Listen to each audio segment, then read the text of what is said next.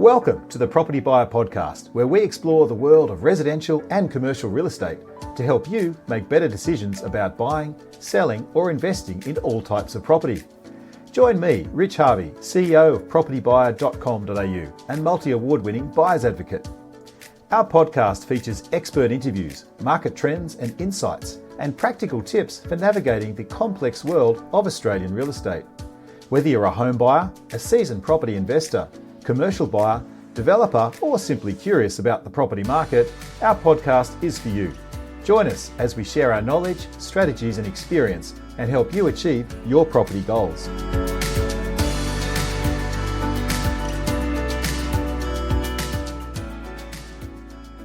Well, welcome to another edition of the Property Buyer Podcast. I'm Rich Harvey. Thanks for joining us. Today, I'm speaking with one of the most respected and outspoken leaders in Australian real estate, Antonia Mercorella. She's the CEO of the Real Estate Institute of Queensland. Antonia has been a tireless advocate for the property industry in Queensland and right across Australia, influencing policy, championing housing reform, and leading critical conversations around rental legislation, affordability, and professional standards. With her legal background and 2 decades of experience driving policy and industry change, Antonia offers a unique lens on the challenges and the opportunities facing our housing market. In this episode, we'll unpack Queensland current property dynamics, we'll explore bold ideas to address the housing crisis, and we'll discuss what's ahead for buyers, investors, and real estate agents alike. Antonia, welcome. Great to have you on the podcast. Thank you. Good to be with you. Wonderful. Before we dive in, we have a little tradition on our podcast, a Property Buyer here, with a bit of a philosophical bent. I've got a thought of the day that I'm going to throw at you, and I'd love to get your perspectives. Okay, here we go. So no pressure. It's from Florence Nightingale, who says, I attribute my success to this. I never gave or took any excuse. What do you take from that quote? Oh, it's a great quote, actually. I think it's about accountability, owning your own stuff, right? Not looking for reasons to justify lost opportunities or perhaps failures, not looking for excuses, not looking for third parties to blame. It's about owning your stuff. I think. I don't know. Like, you've really put me on the spot, but I think you've nailed it, actually. Reaction to it. I think you've nailed it. I think for me, it's around, I never gave. Like, a lot of people make excuses, my parents didn't look after me, or the market was bad, or I'm just overweight because I just not motivated. I just think at the end of the day, look, we're all dealt different cards and different genes, but at the end of the day, you've got to take responsibility and make the best of your circumstance. That's how I take it, Yeah. No, absolutely. I mean, I think, there's no doubt that there can be, you can be born into a really loving family. You might be born into wealth. There's all sorts of things you can be born into, and of course environmental factors. But ultimately, I think you've got to own your own life, and you've got to drive your own success. So I think there's something to be said for that. Love that. Fantastic. Well, this is going to be a great podcast, I can already tell. But I'm curious to get a little bit of background on yourself, Antonia, if I may. But can you tell me, how long have you been working in the real estate sector? Tell us about your background and maybe your first job, please. Yeah, of course. Well, where do I start? I guess I'm a lawyer by trade. I was admitted, I did my law degree at Adelaide University. Right. I was admitted a long time ago. I think it was in 99. And so I have practiced, but in fact, I ran a legal practice in South Australia. I guess where I got my start, and when I say I'm a lawyer by background, I should say went to law school, got a job straight out of law school, working for a really well-known commercial firm in Adelaide. And I didn't last very long at that, and I left and I went to work in theatre because before law school I did a degree in theatre. So I went back to my first love, and then I took a bit of a crazy journey, a bit of a wonky pathway, but had some fun along the way, and then ended up coming back to the law because I felt like it was time to use the degree. I got my start in real estate. I knew nothing about real estate, and I had been living in Melbourne, and I moved back to my hometown of Adelaide and saw a job for a legal counsel with the Real Estate Institute of South Australia, and threw my hat in the ring thinking I had zero chance of getting it because, like I said, I'd walked away from the law and I knew that in-house roles were very popular. So anyway, I joined them and somehow managed to jag that job and then I loved it. I say it must that have been your theatrical skills, I think. You convinced them. Perhaps. I think, real estate gets under your skin. I remember working really hard to learn everything I could. I went to every single event. I spoke to as many real estate practitioners as possible to get full bottle. And then, people say to me all the time, what are you going to do when you leave the REIQ? And it's actually always an impossible question to answer because I can't imagine not working in real estate. What do you love? What do you love so much about real estate? What sort of got you? What's got into your heart about it? Well, I should say, when I say I love real estate, I am technically a licensed real estate agent. I have done the qualification and I am licensed, but to be fair, I have never practiced as a real estate agent. Yeah. But I love this role. And I guess the reason I love this role, Rich, is because I think at the end of the day, real estate and property is something that is it's fundamental and so important to all of us. I talk a lot about Maslow's hierarchy. I think at the end of the day, people need shelter. I see it as being essential. But I love this role personally because of its variety. Every single day I walk into this joint and I walk in with a to-do list. And if I can get 2 of those 15 things done, because it is so unpredictable. It's dynamic, isn't it? Yeah. And it's such a unique role. And so on any given day, you can be shaping new laws. You can be going into bat to advocate for something. You could be doing media. You could be delivering training to the real estate community. And people don't understand that real estate institutes, we've got lots of really interesting commercial projects on the go. I'm quite heavily involved with the prop tech community. So I think it's the diversity of the role and the lack of predictability that's both infuriating at times, but also incredibly exciting. Sounds like you're fully engaged. Fantastic. Well, we'll get to the laws in a little bit, but I want to ask you just a bit about the Brisbane market, just generally, if I can. We've seen some pretty significant, growth numbers, price numbers in both Brisbane and the regional areas in recent years. Do you think we're in the middle of that momentum, or do you think we're at a new growth stage? That's such a difficult question to answer. If I could answer it confidently, I could probably make lots of money. Just your perspectives, Look, I think there's a lot of people who are saying we're at the peak, we've hit the peak and we're starting to go backwards. I don't see it that way, and I'm really careful about answering this question because I appreciate there's a degree of cynicism about the way I respond to it, that it might be. But look, I think I'm big on numbers and objective data. So what we know is when we look at what's been happening in Brisbane, so if we look at the Brisbane LGA, that's an extraordinary success story. We're sitting at close to, it's well over 1.1 million, our median house price. I like to talk about longer periods of time. So when you look at the 5-year growth, in Brisbane alone, it's close to 73%. That's pretty extraordinary. We've now overtaken Melbourne. Now, if you had said that to me 5 years ago, I would have said, don't be ridiculous.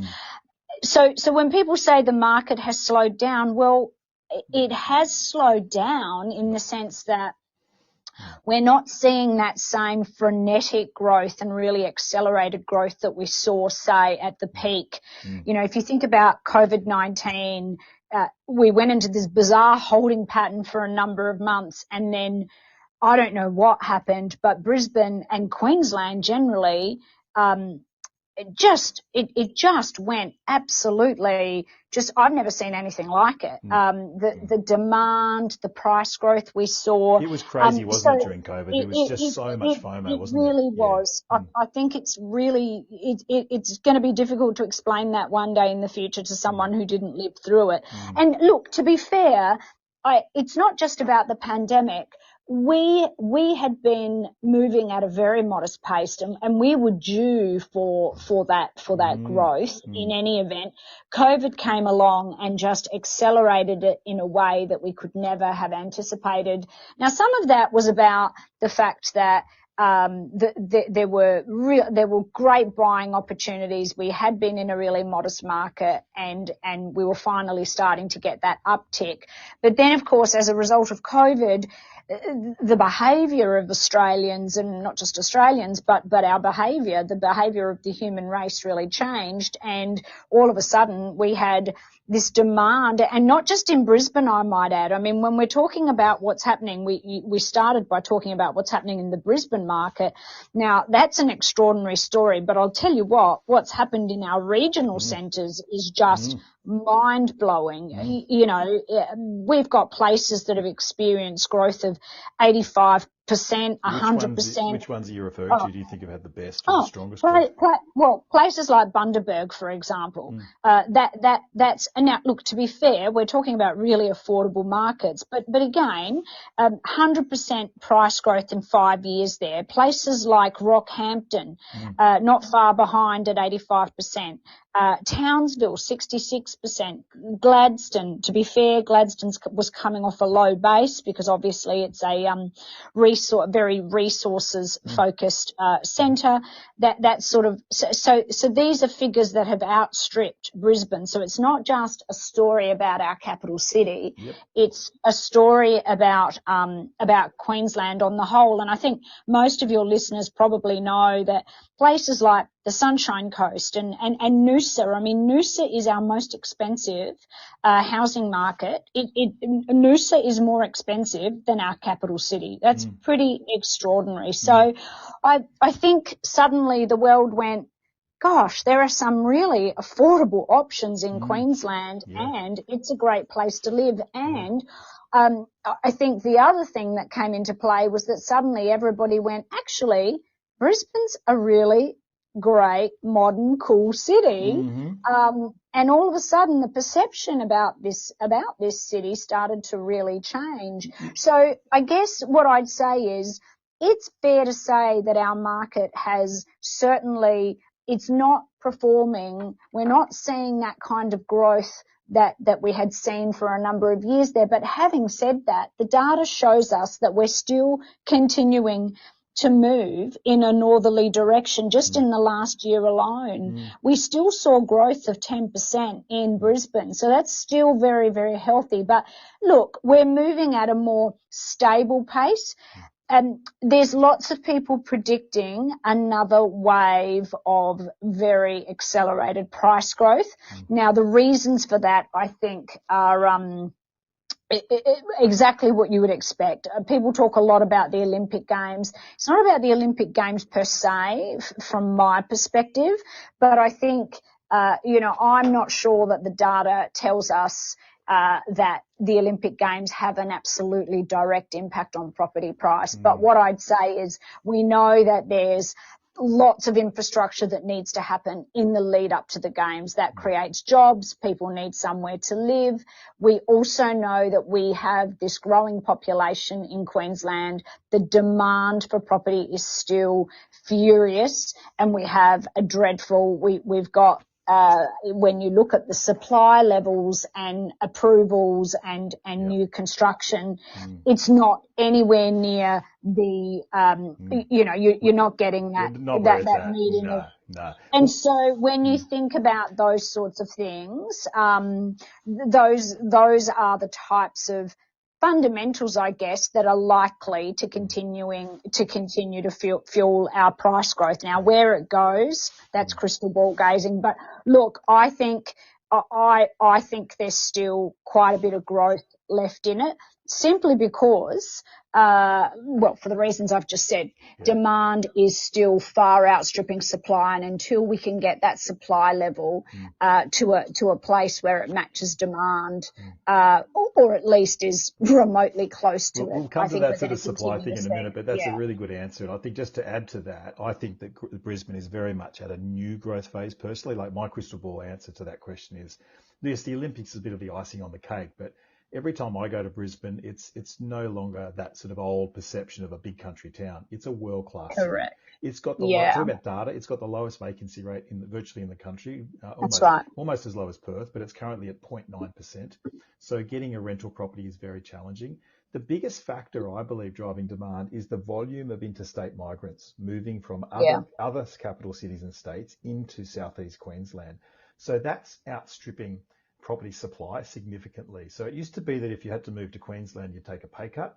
That's no longer the case. I think employment now is much more mobile. So you've got all of those drivers. But you mentioned something just interesting, and I'll pick up on the value proposition. I want to ask you, do you think that investors and people from interstate and overseas still see Queensland as a value play, particularly when you compare prices to Sydney and Melbourne? I mean, Melbourne's median price is all just under the Brisbane price, but Sydney's median's 1.7. Do you think investors see Queensland very much a value play? I think we're still seeing really strong interest from investors. I actually think that the data indicates that investor levels, the confidence from investors has definitely picked up in Queensland. Look, I don't think you're grabbing the bargain that once upon a time you could. I'm not sure that there's too many more bargains to be found. But I think most people, when they think about property investment, are thinking longer term. So I think people understand. You've just mentioned our vacancy rates are obscenely tight. They have been for a long time, and I frankly don't see how that's going to turn around for, frankly, many years to come. So I think when you consider our rental population here in Queensland is very high, much higher than the national average. We've got more and more people looking for rental properties. So I think even though the actual acquisition price has obviously risen, we know that rental prices and therefore yields are still very solid. And I think investors understand that if they're buying in this market, as we've just talked about, we're both predicting that we're going to continue to see that price growth. So you're going to get the combination, the golden combination, if you like, of good capital growth, if you hold on to it for a long enough period of time, as well as the fact that you probably can feel quite confident that you're going to be able to rent it out, provided that you're sensible and you're meeting market conditions. Yeah, great. I want to ask you a more interesting question, more around the perception of agents, particularly as your role as president of the REIQ. You know, Roy Morgan, they do those annual trust surveys, right? And they rank. I am very familiar with them. Doctors, nurses, they rank politicians, and they put all these different professions on a trust scale. And unfortunately, for whatever reason, real estate agents often end up at the very close to the bottom, not quite on the bottom. They're often above car salesmen. Do you think that kind of perception of selling agents is justified, and has it changed over time? I feel like I've had this conversation every year, multiple times a year, can I say. Yeah. And it's actually, it actually really pains me that, I take this role very seriously. I think we represent the real estate community here in Queensland, and I want to feel proud of the people that we represent. And I generally do. I wouldn't still be in the gig if I didn't feel that way. So I am sincere about that. So look, I get really disappointed when those perception surveys come out and real estate practitioners fare so poorly. I will say this. Is it fair? Is it justified? Probably not. Not based on my experience. I feel like I've met thousands of real estate practitioners, not just here in Queensland, but in my former gig with the Real Estate Institute of South Australia. And I meet real estate agents from all over Australia, and the vast majority of them are good people who want to get great results for their clients and want to do the right thing by the punter on the other side of the transaction. Yeah. That said, I think we've got to recognise that every time I open a paper and I read a story about a real estate agent, that's going to create impact. Human nature is such that if enough people behave badly, sadly, it will influence your views about that particular sector. So, sometimes it's a little bit of one step forward, two steps back, because I think we've made some enormous progress here in Queensland, and I think progress has been made across the country. And I know that probably every other real estate institute is committed to this, just like we are. And I think most of the good people in the real estate community really want to change perceptions about real estate agents. But unfortunately, when you stop to think about what it is that real estate agents do, which is sell the most valuable asset most of us own, or lease, rent out properties to human beings and to their families, that's such an important service. And so there is an enormous responsibility that is bestowed on a real estate professional. And so I think you've got to take that role seriously. That means being committed to it. That means being careful about the language you're using. That means being professional. It means being educated. It means, I talk about this a lot. I say to real estate agents all the time, what you are allowed to do, it's a privilege. You are in an agency relationship. The law classifies the relationship you have with your client in the same way as one that a lawyer has with their client or a medical practitioner has with their patient. Which if you put it in simple words, you've got to put their interests ahead of your own. You have a fiduciary duty. Don't people understand that word fiduciary? It's a big word, but it means act in the best interest of the client, right? Correct. That's right. Fiduciary. I'm Italian, so it's that's right. That word comes from the word trust. It's about trust. And so I think we've got to think about that, and I think we've got to be thinking about that every day. Now, look, what I'll say is I think sometimes real estate agents get blamed unfairly for things. And what I mean by that, and I've had this conversation many, many times with different politicians over the years. So when we look at, say, the rental market, of course, the amount of stress and frustration that exists around those vacancy rates we talk about. Now, we can quote numbers, but there's a story behind those numbers. If you've got a vacancy rate that's sitting at sub 1%, I can talk about those numbers, but what that means is that there's a person and there's a family who are potentially facing homelessness. Now, that's terrifying. Absolutely. I'm a mum with two kids, and if I'm facing the end of my tenancy and I'm trying to find a new property for my boys and I to live in, so I think there's heightened, as you can appreciate, that's going to heighten tensions. That's going to create tensions. When you've got a queue of people at that rental property, you can only give it to one group, to one punter or to one group. And that comes with an enormous responsibility. Now, real estate agents are not to be blamed for those vacancy rates, to be clear, but I do think we've got to really think about, emotional intelligence becomes imperative. So the way that we communicate with that long queue of people, knowing that they're not all going to get it, and the way, so there's some of that. And the same thing goes when it comes to buying. Again, we've talked already about the enormous demand that there is for property and there isn't sufficient supply. That creates disappointment. And as human beings, we want someone to blame. And real estate agents become a good target. Yeah. They do. We really appreciate you tuning in to the Property Buyer Podcast, and I hope that you're finding our expert interviews helpful. So that we can keep providing this information and growing our audience, we rely on word-of-mouth recommendations. If you found this information useful, could I please ask you to share this podcast with your friends, family and colleagues, and ask them to subscribe to the Property Buyer Podcast. It would be a big help, and we'd be very grateful for your support. Thanks once again for sharing the links. And now, let's get back to the podcast.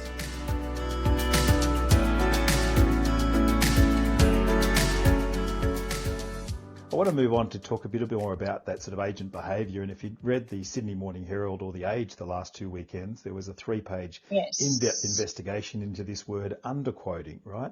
Yes. And it's often mentioned in the media and it's continuing to be a problem. There's some real case studies, particularly in the Sydney market. But do you see this as being a problem in Queensland or not?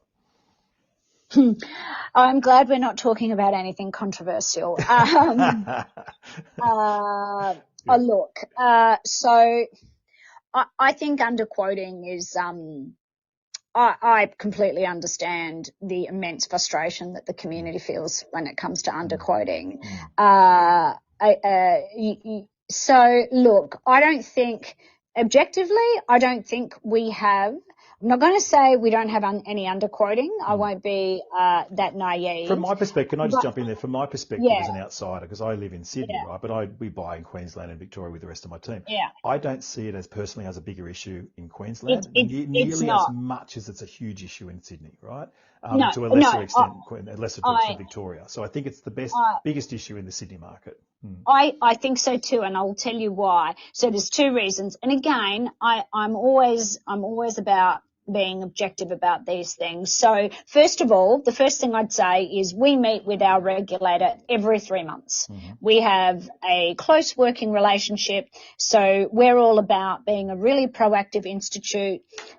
We bring them issues of concern. They tell us if they're starting to see conduct issues, and we pounce on that. We do what we can to educate and nip it in the bud. So that's the first thing. So we see the data. We see what they're prosecuting. We have a regular forum for communication with them, and I think we would know if we had that level of problem in Queensland. The second reason that we don't have the problem, and this is probably the more controversial one, and there's very mixed views on this, I might add, Rich, is that in Queensland we have pretty unique laws around price guides. So tell us about how that works. It is, I find that really weird. I know the law was changed the other day, but your laws basically say that when you've got a property for auction or private treaty, there's no price guide. Like, isn't that super confusing, or is that helpful for consumers? Tell us how that works. Well, so first of all, the starting point is, if I'm selling at auction in Queensland, or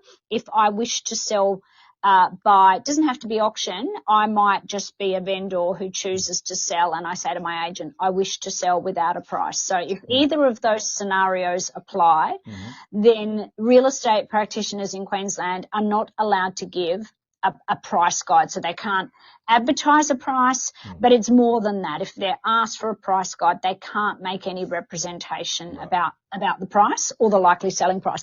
What they can do, just to be clear, if they have their vendor's instructions to do so, they are allowed to give people a comparative market analysis, a CMA. Yep. So so clever agents will say, okay, I can't give you a price guide, but if you want some guidance on potential value, here's a list of properties that are, in our view, comparable. Now, when you ask me the question, do consumers like this? I'm not going to lie. No consumer likes to go into a store, identify that they want to buy something, and then guess about what they need to pay. So, of course, consumers want price guides. I'm the first to acknowledge that. But what I would say to you, given that you've brought up that recent case in Sydney, yes, consumers want price guides, but consumers want accurate price guides, right? That's the challenge. So for every real estate agent who hates the laws in Queensland, there's at least the equivalent who say, I love it because I can give them a CMA. Consumers today, prospective buyers today have access to more data than they've ever had. So this idea, this notion that they can't find anything to help them to determine value, well, that's just not true. And if you think about an auction scenario, again, I mean, if you talk to the purists, they'll say an auction should never, ever have a price guide. The whole point of an auction is to let that play out in a public way where people make I agree, but the way decisions. the skeptics look at it is, the underquoting thing is there to get multiple people to sort of appear competitive. But on the corollary to that is that if you don't have a price, then people may not even turn up that might have had a chance to buy it. So I guess when did that law change that you couldn't have a price guide? How long has that been in operation for? Well, I'm going to give you a boring lawyer answer to that because it's not as black and white as you'd want it to be. So the law that we're talking about is contained in the Property Occupations Act that commenced in December 2014. So the law has been that way since 2014. Having said that, that piece of legislation I've just cited, that replaced something called the Property Agents and Motor Dealers Act, and arguably that law existed even previously. So I can tell you when I got here to Queensland some 14, 15 years ago now, having grown up in Adelaide and then lived in Melbourne, I was really surprised at the fact that I arrived. It was sort of January 2011, and I was struck by the fact that there were no price guides in Queensland as a general rule. And I said, what's this about? And so I don't actually think it's new. And just keep in mind, so you can give a price guide, if for instance you want to do a private treaty sale and your vendor says, yep, I'm happy to put a price on it, or I'm happy to advertise it with a range, or that's permissible.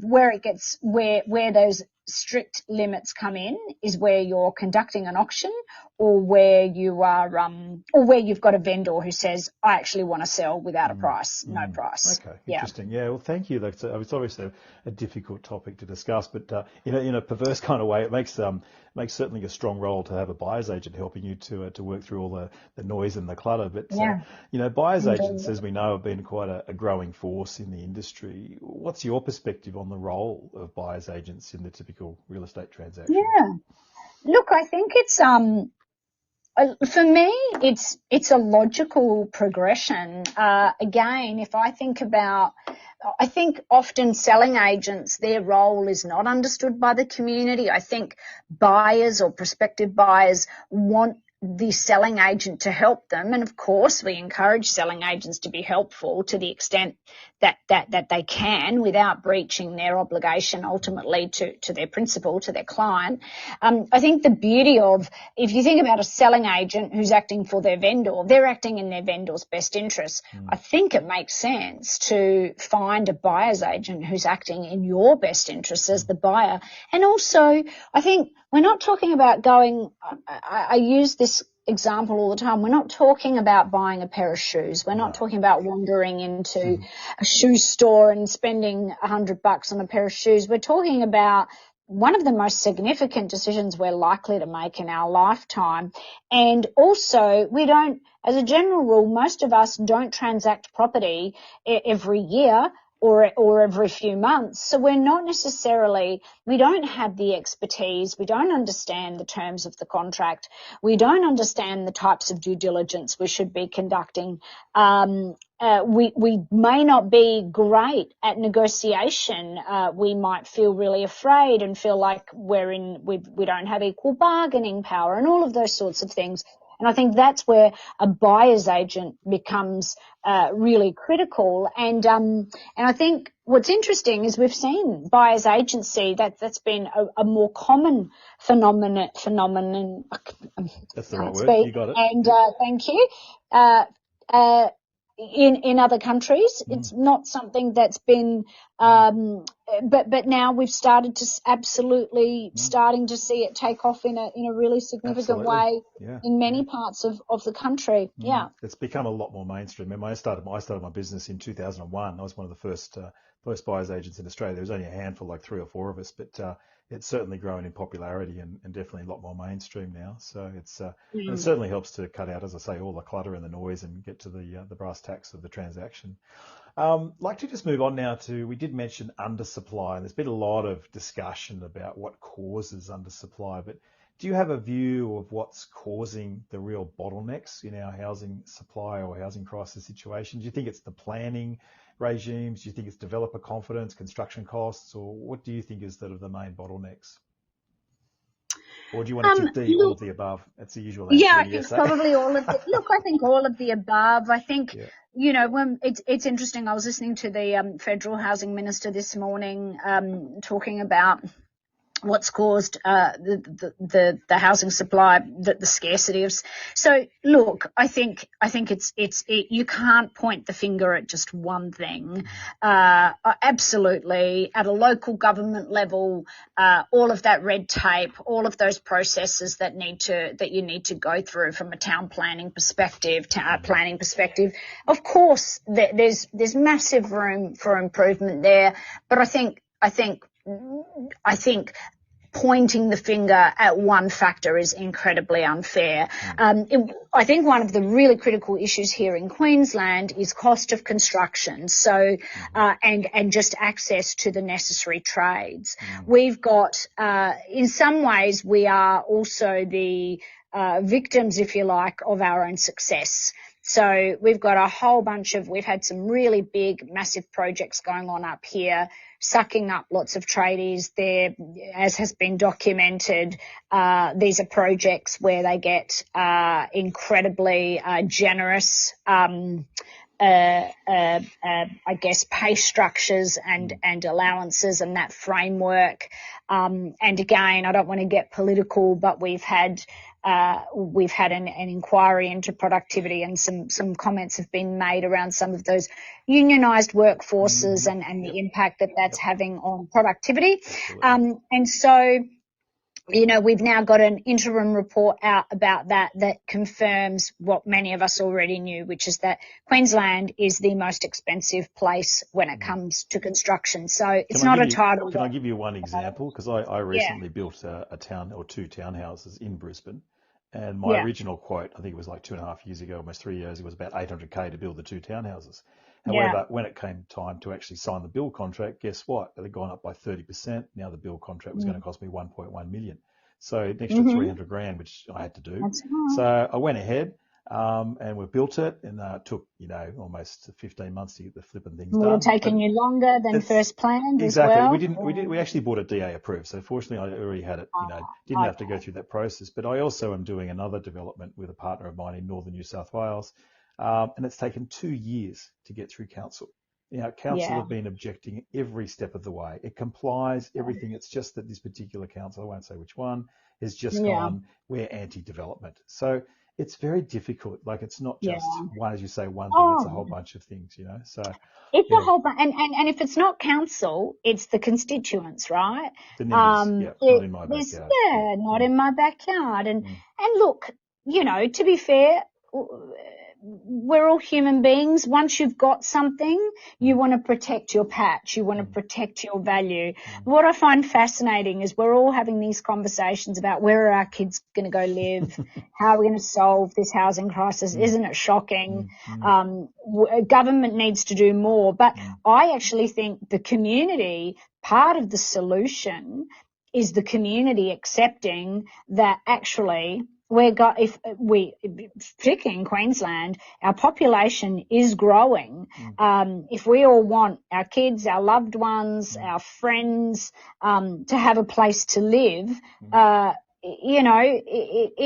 land doesn't magically emerge, unfortunately, within the areas. That's right. You're going to have to accept higher density. You're going to have to accept that, and I'm not suggesting we become a city where it's apartments in every street, in every suburb, but I think we have to accept that we've got to probably change our perceptions and our expectations about the way that we live. I think what's fascinating about Australians is that and I think when you move outside of our borders, you really notice this.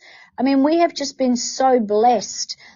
These massive backyards that many of us have grown up with, the size of the houses we're building are they're enormous. I think we're building the biggest houses in the world. And we're constantly saying, I need more space. And then you travel, you go to Europe, you go to Asia, and you realize some of these places are far more densely populated, and they're literally living on top of each other, and seemingly that's working okay with them. So look, I'm not suggesting that we want Australia to become that, but I do think we've probably been very fortunate and somewhat indulged, and now we're wanting somehow, we like to point the finger at politicians and say, you lot need to fix this.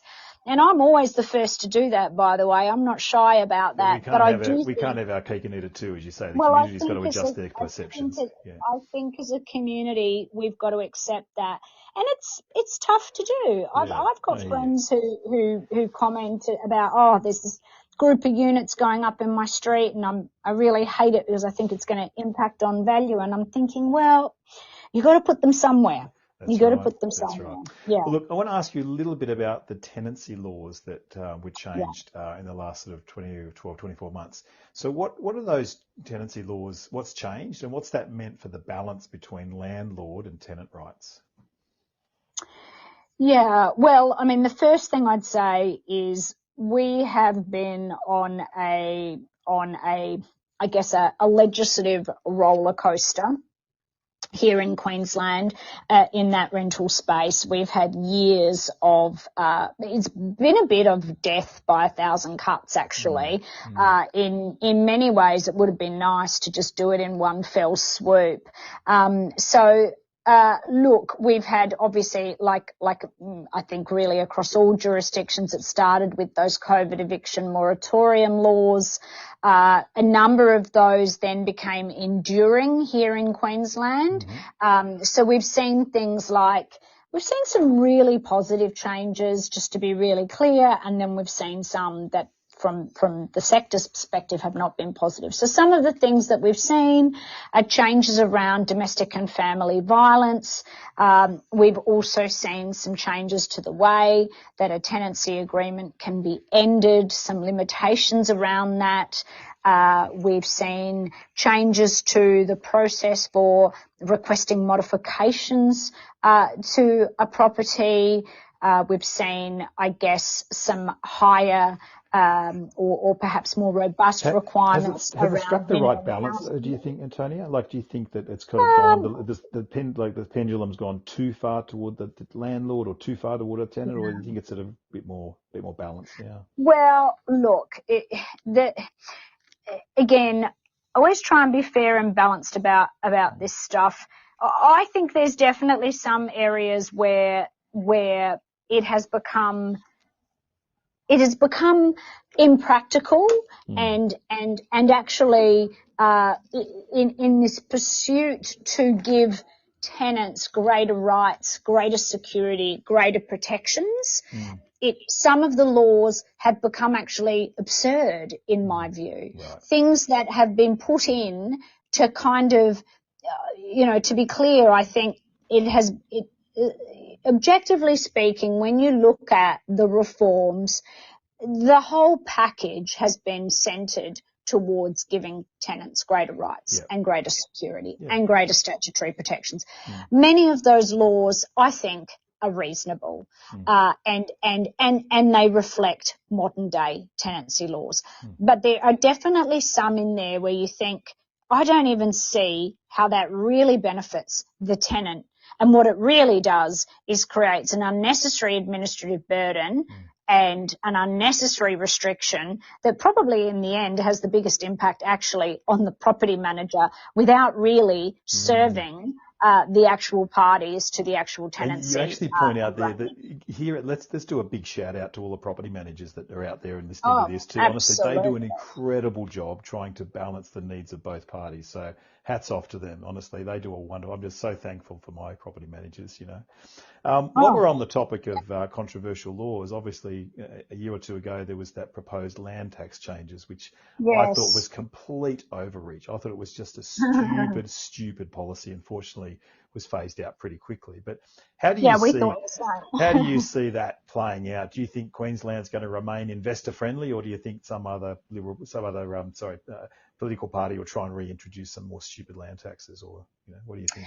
Yeah, well, look, obviously we fought pretty hard on that one, and we were thrilled when that was abolished. Yeah.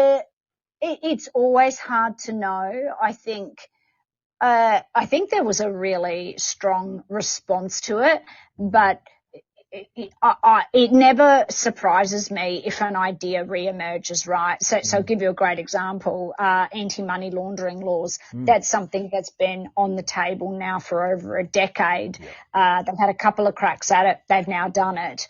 And to be fair, that one is being driven by international pressure. So it's a little bit different. But my point is, we all know policies re-emerge. Someone might decide to dress it up slightly differently. I think there might have even been some treasurers in other parts of Australia thinking, let's see if we can do that for ours, and then we can get triple or quadruple taxation across land tax regimes. I mean, it's just anyway. But I hope the sensibility will reign in that sense. But it was good to see it repealed. Look, certainly I can confidently say that our current government, who were in opposition at the time that was introduced, they have made it clear that they would certainly never bring it back. They were against it. Yeah, now, if the former government were to be re-elected at some point in the future, you never rule anything out, right? But certainly the Premier of the day, when she spoke out about it, she said that they were getting rid of it and it wouldn't make a comeback. So we'll wait and see. Okay, cool. I know you're a busy lady and I've only got a few more questions on the hook here for you, but another one about rental vacancies. Here we've got rentals mentioned, Brisbane 0.9, but particularly other areas and some coastal hubs, pretty low vacancy rates. What's the flow-on effects you're seeing? Are you seeing that really impacting families? Are you seeing a new wave of rent vestors because affordability is biting? What's the sort of impacts you're seeing? We're seeing all sorts of things. Look, I think interestingly enough, necessity is the mother of invention all the time, right? So I think because vacancy rates in Queensland have been so low for a long time now, and because ultimately we saw rental prices they have absolutely increased quite significantly. I think we've seen people adapting out of necessity. So we've seen co-tenancies re-emerging rather than sole tenancies. At the height of the pandemic, we saw the opposite. People decided that actually we're not ships in the night anymore. We're all seeing each other a lot more than we used to. This isn't for me. So we've seen a emergence, if you like, of co-tenancy arrangements. We've also seen people just moving back in with their parents or with friends, with mates, with loved ones. We're definitely seeing. We're definitely seeing and hearing about some really tragic stories.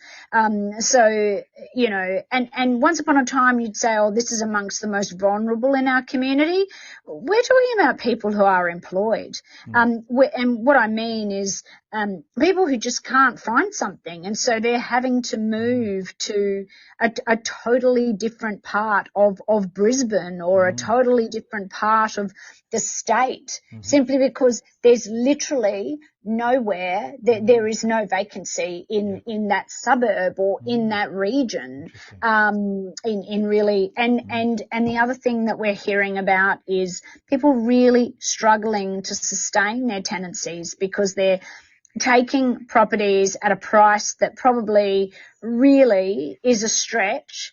And then they're struggling to hold on to it. So we're seeing those sorts of things. But having said that, what's interesting is even though we talk a lot about those vacancy rates and they are really tight, there'll also be these outliers, if you like, where, real estate businesses are telling us that, yeah, look, I've had this property on the market for several weeks and I don't have any bites.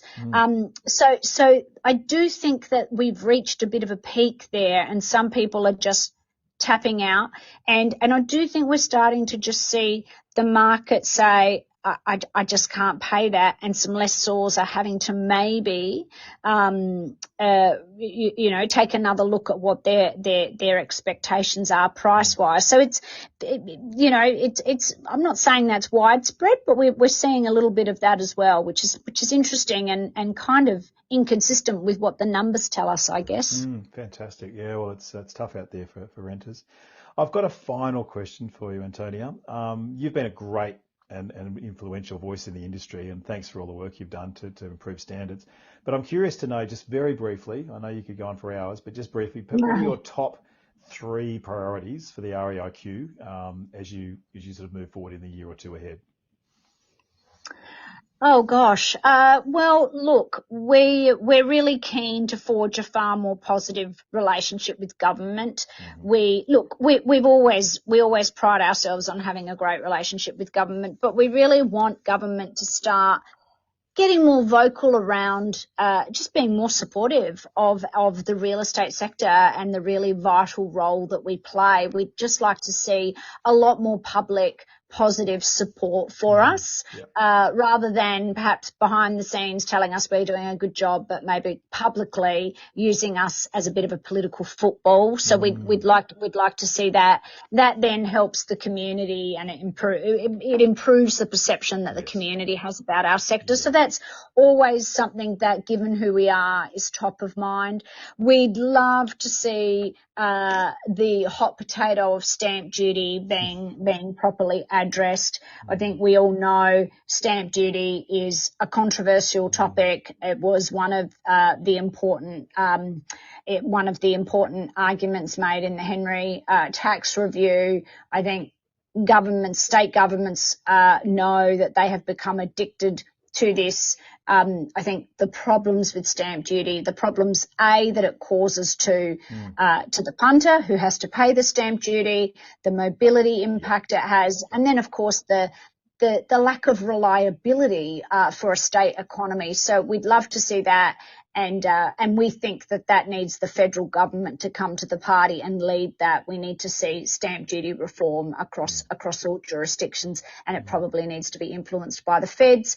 And then, look, in terms of the third one for Queensland, we've just had only months ago, in fact only a month ago, we've got mandatory professional development, CPD, for real estate professionals. So for us, that's been 10 years plus in the making.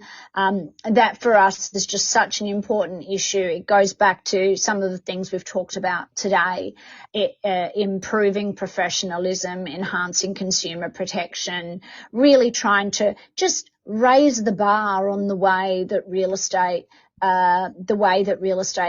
practitioners perform their roles, and ultimately that's the only way that we're going to be able to improve those perceptions that we've talked about. Perfect. Well, that's wonderful. Well, look, you've been a font of knowledge, Antonia Mercorella. Thank you so much for sharing all of your thoughts today on the Property Buyer Podcast. It's been a pleasure to have you on. Thank you. Thanks for having me. And to all our listeners out there, thank you again for joining us, and we look forward to engaging with you on another edition. If I can ask a favour for all of you out there, if you could please like our podcast. Thanks for being with us on another Property Buyer Podcast. If you have a question you'd like to ask, please click on the SpeakPipe link and we'll answer this during the next episode. If you're looking to buy a residential or commercial property in the near future and would like to get the added advantage of having a buyer's advocate on your side, then please reach out to my team today and send us your inquiry, and we'd be delighted to help. Please visit our website at propertybuyer.com.au, where you can stay updated with all my latest market updates, weekly blogs and live suburb profiles to help you make better property decisions. We look forward to connecting with you again on the next Property Buyer Podcast.